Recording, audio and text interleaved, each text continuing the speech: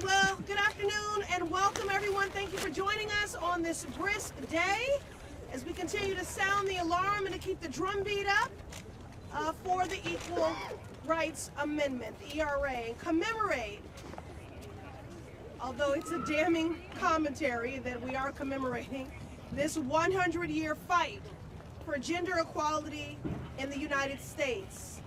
Come rain or shine, we will enshrine. I'm so grateful for the example and representative leadership of this coalition of freedom fighters, justice seekers, table shakers, and community builders. I'll remind you of the call and response I like to bring into this space whenever we're together. How long have we been waiting? Too long. Too long. 100 years. How long? Too long. It is emboldening and fortifying to see this crowd, this union of people representing every walk of life, people in the dawn, the prime, and the twilight of their life who feel a stakehold in this issue. Women have been treated as second-class citizens in this society. You know that because we have to litigate, legislate, and mobilize for that which is a birthright for men. And so we're here as an intergenerational, multi-ethnic coalition of people who hold a shared desire to use every tool available to keep the momentum up. I like to say we are being exhaustive because the women of this country are exhausted. Definitely, being a girl and being a woman is not for punks.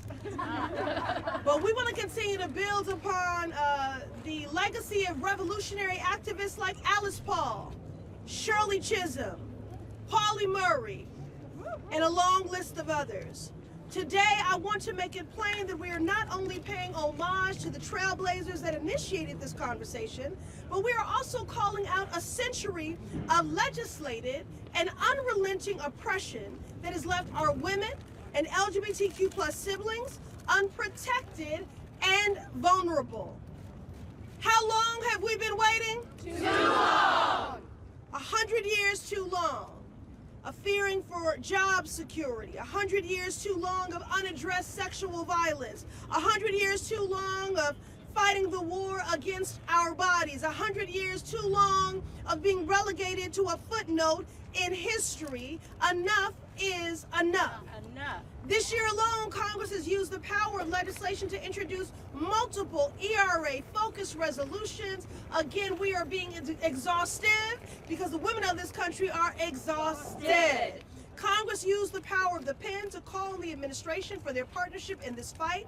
Congress has used the power of the pen, the power of convening to introduce the first ever ERA caucus that is now the 5th largest caucus in Congress. Shout out to my sister in service, Cori Bush. We're going to do everything in our power to affirm the Equal Rights Amendment as the 28th Amendment in the United States Constitution. As I walk the halls of Congress, I am reminded that we have a duty to the people of this country. The people of the United States believe in equal rights, and it is time that we codify the Equal Rights Amendment in the United States Constitution.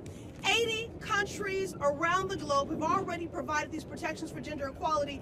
What are we waiting for? The women of this country have done their job. We put in our work. We have been the defenders of democracy. We have been the patriots, the justice seekers, the truth tellers. And states have done their job in ratification. And now it is time for Congress to do its job. Again, this is not a fight of benevolence or charity. This is a fight in pursuit of reciprocity. This is what we have earned and what we are owed. 100 years is too damn long. We need,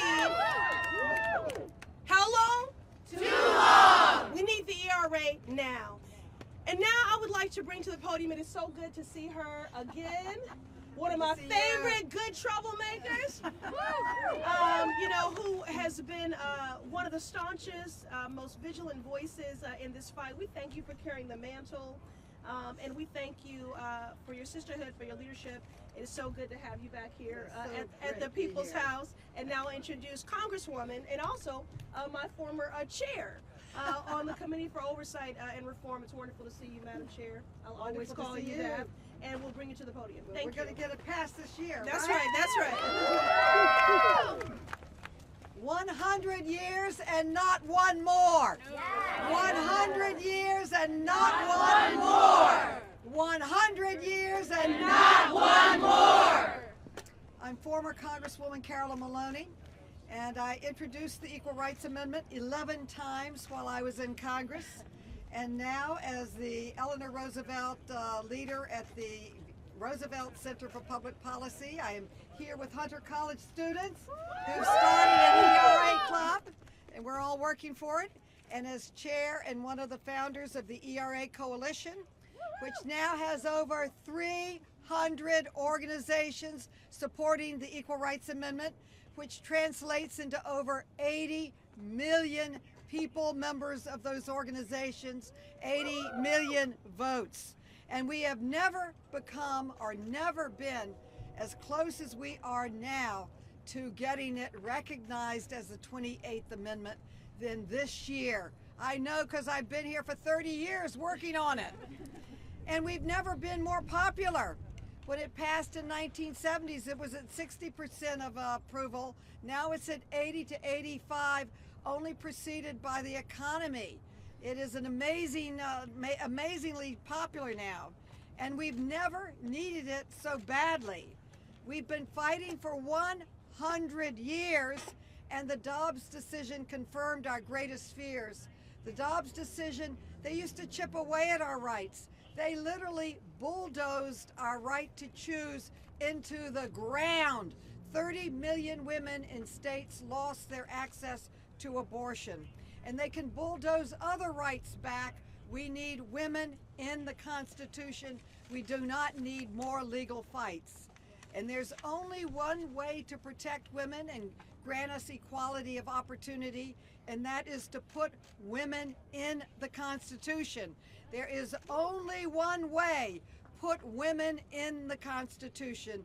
The ERA is the only way, and we have started a petition drive. Support us by going to www.sign4era.org and sign the petition. We have over 80,000 signatures. We need millions. We've met all the qualifications and requirements of Article 5 of the Constitution. 2/3 vote in the House and the Senate. 38 states have ratified it. The great Virginia in 2020 pushed us over the line. As far as I'm concerned, we're recognized.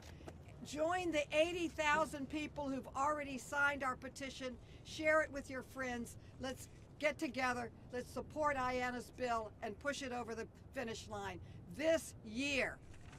And if we don't succeed, let's hold everyone who voted against it responsible. Let's run against them and defeat them and replace them with someone who supports equal rights.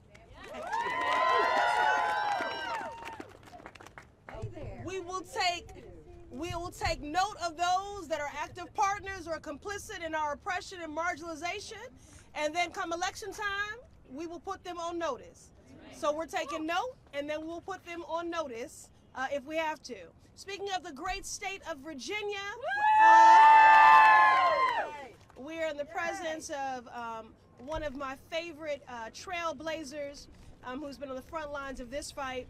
We have at the desk in the House, and I would encourage all of you to ask all of your members of Congress to sign our discharge petition, which is how in the 1970s on this anniversary that a vote was forced in the first place. It was using the tool of a discharge petition. So please ask all of your members of Congress to sign that discharge petition, which is at the desk.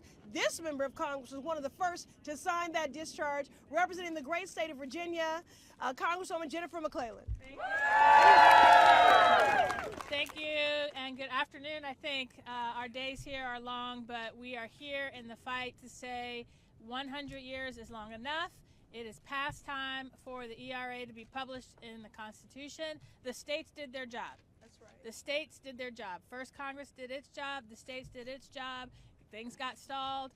But as you heard, the Commonwealth of Virginia became the 38th and final state needed to ratify the ERA. I was proud to lead that fight in our state Senate at the time. And now it is time for the archivist to do their job and publish the ERA. We don't think anything else is necessary, but to the extent it is, Congresswoman Pressley has taken care of that with her resolution, and the Congress will do our job again. But it is important, and it's poetic justice that you have two representatives from the Commonwealths of Virginia and Massachusetts. Because when you think of our founding fathers, you think of Virginia and Massachusetts. Virginia, which was the birthplace of American democracy, but also the birthplace of American slavery.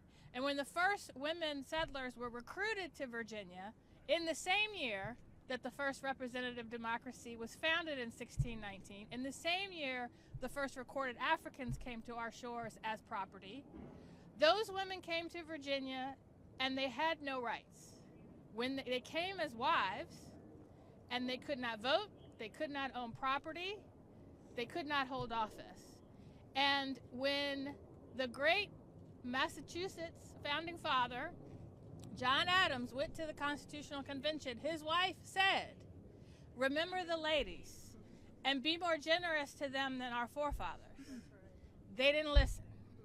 But we are here leading the charge to make sure that women are explicitly outlined in the Constitution, that we finally ring true the words of a government by, of, and for all the people, and that all men and women are created equal and endowed by their Creator with inalienable rights. It is finally time the ideals of this country become true for all of its members, particularly 51%. Thank you all very much for continuing in the fight. All right, and now we'll hear from Margaret Mitchell from the YWCA. Thank you, Congresswoman Pressley. My name is Margaret Mitchell, and I'm President and CEO for YWCA USA, and we were here 100 years ago. And we are here today, but not one day more. You know, young women ask me all the time, why do I have less rights than you had during your lifetime? And we need to respond with the ERA. This is not only important for American women all over this country, it's important for every single woman on this planet. The time is now, and I look forward to celebrating with all of you when it is ratified. Yes. Thank you, Margaret. And now we'll hear from Virginia K. Solomon from the League of Women Voters. My name is Virginia K. Solomon. I'm the CEO of the League of Women Voters of the U.S. You know, we're here and we're all saying time and time again. I remember we were just on the other side of this building in the summertime, and I said winter was coming. Winter is here, and we will not wait another year to have equal rights. And I just want to name some of the hypocrisy that happens in the building behind us. Because there are many people who say we are the greatest country on this earth. And that's possible.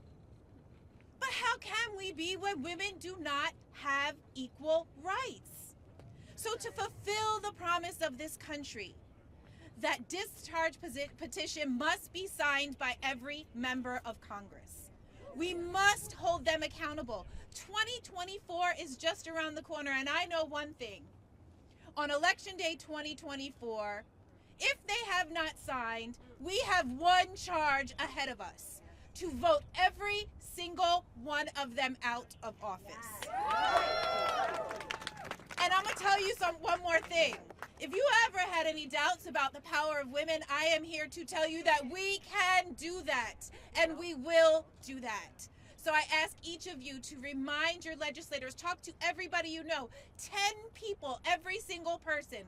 Call your member of Congress and then have them do 10 people. We need strong organizing behind this because we can make it happen. We're so close. In fact, we're already there, except for some people who just, for some reason, don't want to see women and the LGBTQ community and men all have the same rights. But we can do this together, and so I ask all of you, if you do nothing else as you go home for the holidays, organize. talk to everybody you know, remind them about this issue. Because when we work together, we do what? Win. When we work together, we do what? Win. And we're going to win the ERA. Thank you. Tell you what, I never doubt the power of women, especially when Ms. Solomon is on the front line. Being a foxhole with you any day. Okay, all right, now we'll hear from Gloria Blackwell from the AAUW. Thank you so much. I'm so pleased to be here in front of all of you, and I thank all of our esteemed leaders for making sure that we have this opportunity. I'm here on behalf of AAUW, the American Association of University Women, because we are honored to stand alongside all of you to finally get the Equal Rights Amendment recognized as part of our nation's Constitution. Shout out to AAUW. AAUW has a strong history with the ERA. Our members marched down these very same streets more than 50 years ago, right? Trying to fight for constitutional equality. And we cheered in the gallery in Richmond when Virginia became the final state to ratify the Equal Rights Amendment. But as you've heard before, in 2023, women are still fighting for our rights. We are still fighting against inequity, okay? And so on behalf of AAUW members, our supporters, our alumni, we stand in solidarity with all women and girls. And we are here to say what? Not one more minute, not one more hour, not one more day, and certainly not one more year, okay? We've been at it for 142 years. And we're going to keep at it. We're going to keep advocating. We're going to keep lobbying. We're going to keep fighting until gender equity is fully recognized and the Equal Rights Amendment is enshrined in our Constitution. Let's go for it. Rain or shine, we will enshrine. Okay. All right, and now we'll hear from Shalina FND. FND, I know her. Generation Ratified. Thank you so much, Congresswoman Pressley. Fellow champions for gender justice, good afternoon. How are we doing today? My name is Shalina Effendi. I'm a college freshman from Houston, Texas, and an organizer with Generation Ratify, a youth-led movement of thousands of young people from communities across the United States organizing for the Equal Rights Amendment. We are building our generation's feminist movement, a movement of young people and students who will not rest until we are included in the United States Constitution, who will not rest until Black and brown youth, queer and transgender youth, youth seeking abortion, and youth seeking a world free of gender-based violence are protected by our nation's most foundational document. I stand before you today as a young person who demands the end to my intentional exclusion from my country's constitution. I stand before you today as a young person who demands for the National Archivist, for President Biden, and for every single member of Congress to step up, deliver for the young people who got you elected, and to do what should have been done 100 years ago. Publish the Equal Rights Amendment. It's been 100 years. We say, not one more. I represent a generation that refuses to accept the status quo. A status quo that robs us of our freedom, rights, and equality. We are the torchbearers of change. We are carrying forward the flame of justice ignited by the trailblazers before us who fought for women's suffrage, civil rights, and LGBTQ+ rights. Adding the Equal Rights Amendment to the Constitution is not just a legal formality. It is a critical step towards dismantling the systemic barriers that persist in our society. And an acknowledgement that we are a nation that values the dignity and worth of every individual, regardless of their sex, gender identity, sexuality, or gender expression. Today, I joined dozens of young people to meet with our legislators to demand their vocal support of the immediate publication of the Equal Rights Amendment and encourage them to join Congress's 5th largest caucus, the Congressional ERA Caucus. Yes, led by Cori Bush and Ayanna Pressley. We also asked them to support the Ceasefire Now resolution championed by two of our biggest ERA advocates in Congress, Congresswoman Cori Bush and Rashida Tlaib. This is the conclusion to a year of historic action for young people in support of the Equal Rights Amendment. We shut down streets like Constitutional Avenue, hosted teach-ins in our schools and communities, walked out of our classrooms, published op-eds in local papers, convened in Seneca Falls, and advocated for local and state measures to support our constitutional gender equality. Now we are marching across DC with our intergenerational cross-movement coalition to demand not one more generation. As we close out the centennial year, we must reflect on the progress that we have made and acknowledge the work that lies ahead. This is a call to action, a plea to Congress, President Biden, and the National Archivist to fulfill a promise that was made a century ago. A promise of equality, justice, and a nation that stands for the fundamental principle that all individuals are created equal regardless of sex. Let us show our elected leaders that we see them. We see their inaction, and we will not stop until they put us in the Constitution, ensuring that the ideals we hold dear are not confined to the pages of history, but are etched into the very document that defines our nation. Yeah. Together, let us pave the way for a future where the aspirations of young people are limited only by their imaginations and not by the constraints of gender. The time for equality is now, and as a united front, we can make history by building a future where gender justice is realized and guarantee not one more generation. I said not more one more what? Generation! Not one more what? Generation! Not one more what? Generation! Shalita, I know we're all here rallying, in the spirit of righteous indignation at this grave injustice, but every time anyone from Generation Ratify speaks, my cheeks hurt from smiling so hard. You all are just a source of great inspiration and strength and joy in this movement. Okay, and now we'll bring up another history maker and someone who has been so vigilant in this fight and unrelenting in every single way. Ellie Shamil of the Feminist Majority.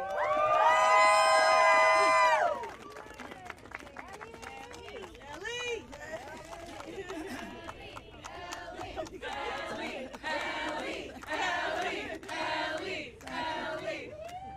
Wow. Leader. Wow. Well, we have great diversity, and as I salute the young generation, I also salute the old generation. When we started this fight in this realm, it was 50 years. It was 1970 when we marched down New York City. It was the National Organization for Women, and we immediately took up the cause of the Equal Rights Amendment, and we kept at it. And at that time, I just want you to know all the changes. We were 3% of the members of Congress were women. 3%. They thought that a lot of what we were doing was a joke. They should have given it to us. We've now taken many, many more steps towards full equality. As the wrap up here, I know that we are going to go out and get millions of signatures on the sign up for ERA. But also I want us to remember another number. At this moment, we have 201 signatures for the discharge petition. We only need 218. That's 17. We got to concentrate on that. We're going to blast this thing out of the House. And remember, when we started in 1970, actually that campaign started in '67. But anyway, we had to have a discharge petition. It wasn't. It's been sitting in the Judiciary Committee for 41 years. Well, it's not 41 years because we don't want one more year. We are going to get that out on a discharge petition, and if it doesn't, we will remember in November of 2024. At the same time, we are going to keep the majority in the Senate. We believe we have a majority in the Senate, and that resolution and it's the identical wording of the Pressley Amendment, is very simple. It is affirming that the Equal Rights Amendment has been ratified. And that's what we need. So it is almost there. You can just feel it. In fact, we can, and to think that, oh my gosh, what else we're going to do?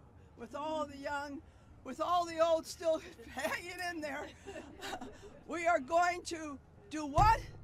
Ratify and publish the Equal Rights Amendment. And we're going to do more. We're going to enforce it once it's established. It's not going to dry there. So we got a lot of work to do, but this was an inspiring day, an inspiring march. We're going to do it. We're going to do it. Yes. We're going to win. Yes. Thank you. Thank you. Thank you, everyone. Any questions? All right, I'm glad we said it all. Okay, thank you, everyone. Congresswoman Pressley.